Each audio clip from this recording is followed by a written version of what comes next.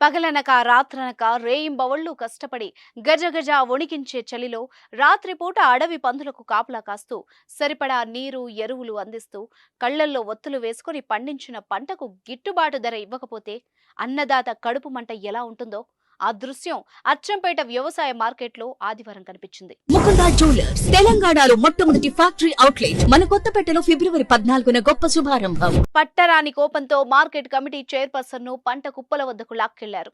వాటిపై కూర్చోబెట్టి ఆమె కొంగులాగారు. మీద వేరుశనగలు పోశారు. ఇదంతా నాగర్ కర్నూలు జిల్లా అచ్చంపేట వ్యవసాయ మార్కెట్లో జరిగింది. మార్కెట్ కు ఆదివారం 30 నుంచి 40 వేల బస్తాల వేరుశనగ వచ్చింది. మధ్యాహ్నం 1:30 కల్లా టెండర్లు పూర్తి కావాలి. అయితే పంట ఎక్కువ ఉండడంతో అదనంగా గంట సమయం పట్టింది. 4,000, 5,000 మధ్య ఇద్దరు రైతులకు, 5,000, 6,000 మధ్య 44 మందికి, 6 నుంచి 7,000 చొప్పున 639 మందికి, 7 నుంచి 7,200 వంతున 24 మందికి పంటలకు ధరలు కేటాయించి తూకం ప్రారంభించారు.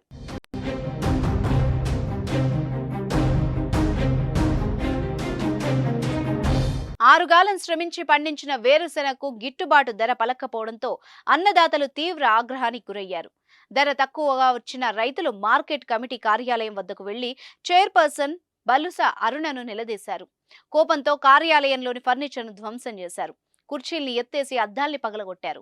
కొందరు మహిళా రైతులు మార్కెట్ చైర్మన్ అరుణను లాక్కెళ్లి వేరుశెనగ కుప్పల మీద కూర్చోబెట్టారు. ఆమెపై వేరుశెనగలు పోశారు. అక్కడి నుంచి అంబేద్కర్ చౌరస్తా వద్దకు నడిపించుకుంటూ తీసుకొచ్చి ధర్నాకు దిగారు.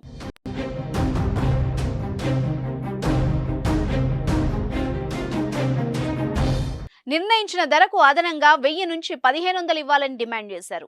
ఘర్షణ వాతావరణం నెలకొనడంతో పోలీసులు స్వల్పంగా లాఠీ చార్జ్ చేసి పరిస్థితిని చక్కదిద్దారు. అనంతరం రైతులకు నచ్చజెప్పారు. చివరకు టెండర్లను రద్దు చేస్తున్నట్లు చైర్పర్సన్ ప్రకటించారు. సోమవారం మళ్లీ టెండర్లు వేయనున్నట్టు తెలిపారు.